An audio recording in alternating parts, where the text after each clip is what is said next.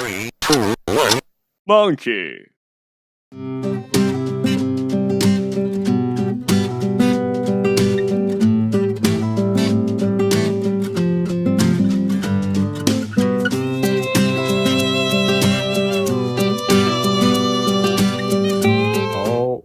Welcome back to another episode of Cracking Cowboys. We're off to a late start today because we were sweating Monica winning her event yesterday. If you haven't seen that episode, watch it. I'm trying to convince baby Luke to play the FLO8 with us right now. FLO8 is an old man game. Really, you get dealt 4 cards. You have to use 2 at showdown for a high hand, and you have to use 2 at showdown for a low hand. They don't have to be the same. The betting is limit, which means pre-flop and flop. It's a set sizing, and then turn and river, it's double what the pre-flop and flop sizing is. You usually only see it in like horse or heroes.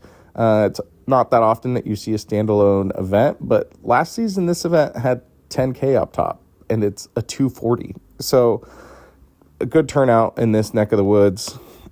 You also want to consider, like, the reason ace deuce suited is so powerful, right? Is because you can make nut flush and nut low all at the same time. There are times where you look at a board and you're like, oh, they can have nut nut with just 2 cards. Like, they only need 2 of their 4 cards to have nut nut. But sometimes nut nut is so disconnected that they would have to have perfect to have the nuts both ways. You know what I mean?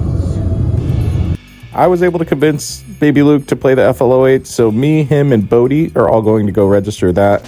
Woody's going to wait until the turbo. Monica has an appointment with the floor people to discuss her taxes and figure out and make sure that they don't screw her over. So she, unfortunately, is not able to play the FLO8, even though she wanted to.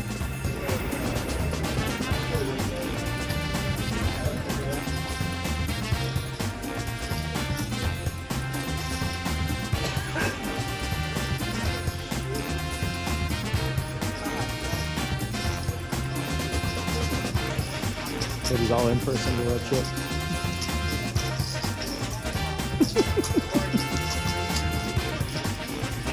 Double up. Double down. Cody's not gonna sweat one card at a time. Worst part is that Nate? 9 o'clock. 9.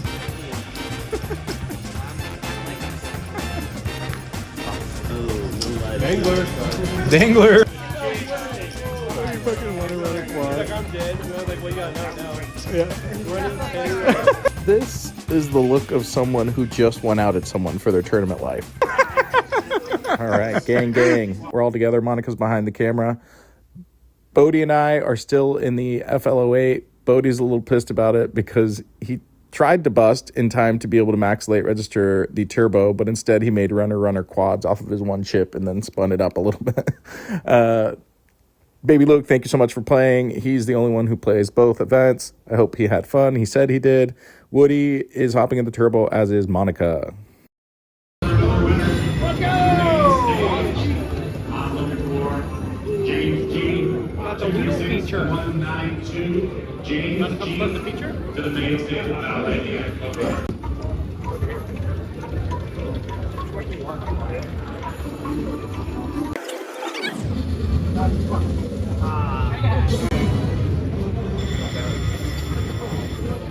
Go and beg of it, man. A major would have been 1,400.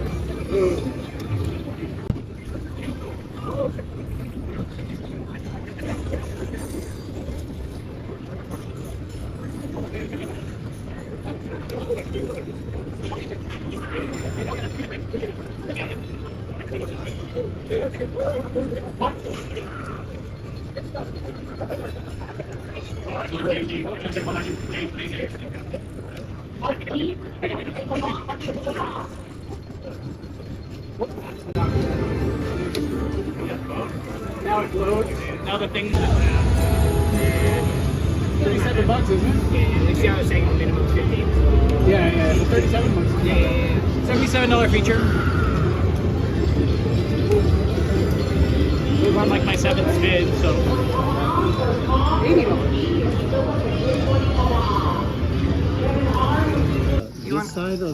Do you want to be in it? You can be if you want. Otherwise, I'll just get the board. I got you now. Okay. Unfortunately, despite that double up, Monica ends up busting the turbo shortly after. The structure just catches up. It's 20-minute levels. I'm still deep in the fixed limit, and I play a limped pot with King, Queen, Jack 10 double suited. Typically, they say never leave home without an ace in high-low games. That is a good rule of thumb, but there's exceptions to every rule. This feels like one. The important aspect of having such a condensed and good high-only hand is that, in general, post-flop, your decisions are going to be pretty easy for the most part. So we go 4 ways to a flop of ace, queen, 7, 2 hearts. I flop middle pair, the wrap, and a king high flush draw. So pretty decent for me, but there is still the ace 7 present, which means there are going to be a lot of low draws, especially up against 3 opponents in a limped pot. So when it checks to me, I check, button bets. One of the 2 players in front of me calls. I decide to just peel here. I'm hoping to hit gin on the turn. Ideally, I make Broadway. Making the second nut flush would obviously also be nice, but it's still the second nuts, whereas turning Broadway with a redraw would just be much better. 3 ways we end up seeing a turn of the 9 of diamonds. This card's not bad, but it's not good either. Low does not get there and it extends our wrap down to an 8. Now makes a straight for us as well. But other than that, it's a fairly neutral card. Checks in front of me, I check. Button bets. Call in front of me. I have an easy call. And once the river bricks, it goes check, check, bet.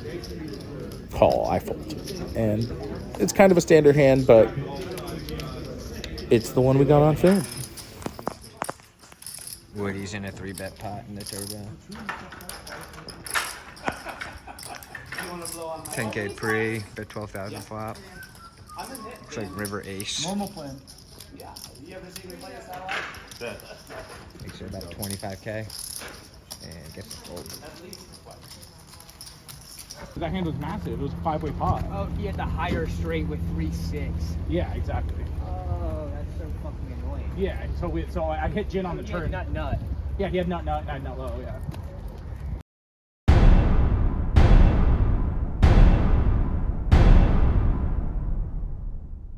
One by one, we all bit the dust. I ran pretty deep in the fixed limit 08, but I basically just had 7 big bets the whole time.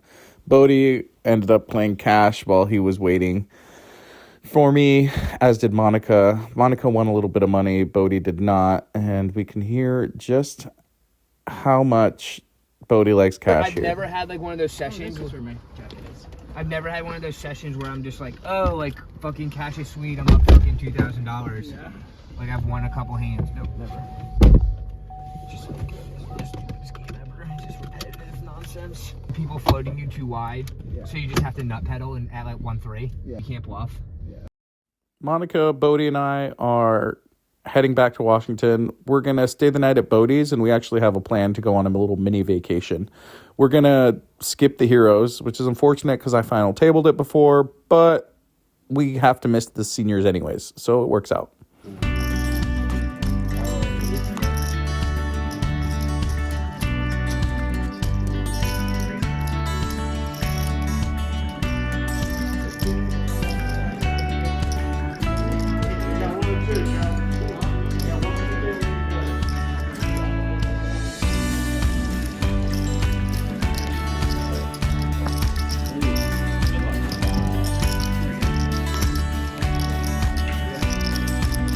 At this point, Woody's vibing. He's riding the roller coaster. He's chipping up. They're approaching the final table. And soon enough, he's at the final table. And the fucking place light's on fire. And they have to evacuate the building. Woody finally makes the final table at Pendleton. And the place is on fire. Eventually, they put out the Great Toaster Fire here at Wild Horse, and they get the final table situated. Right away, Woody's got a player at risk.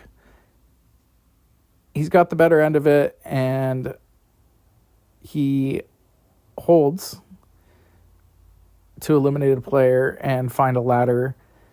He then has another short stack at risk again, who unfortunately doubles through him, and then he gets the last of his chips in here. Ace 3 versus Ace 4. It's clean. It's looking like bleed a chop here. Only a 4 would make it not a chop. And the 4 actually is a dagger. Are you excited? It's gonna be so much fun. Off to Leavenworth. Is that how you say it? 400. Leavenworth. I didn't S. Like vineyards and orchards that look so nice. But they're green right now because the runoff's coming down. So it's like, Yeah, and there was snow all over them.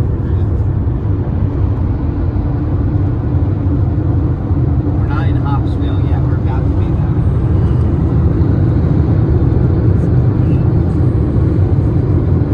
As I mentioned earlier in the video, we planned a little vacation.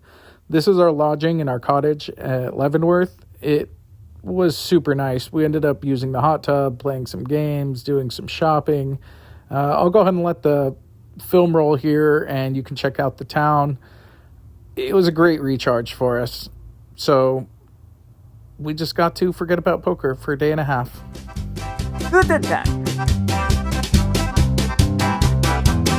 Me and Bodie doing the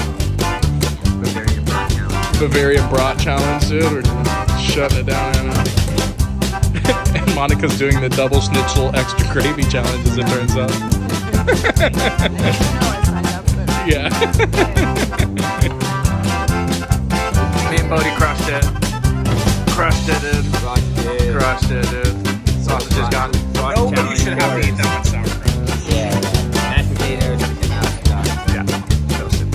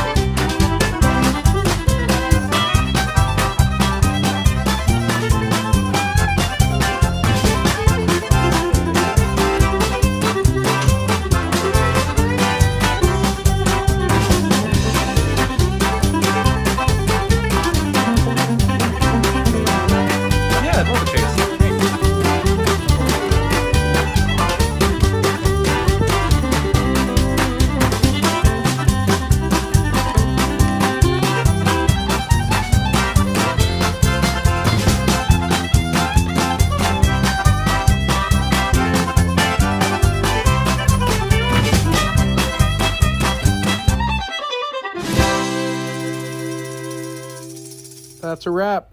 We're heading home, and we'll be back on the tournament grind tomorrow. Keep a lookout for our next video.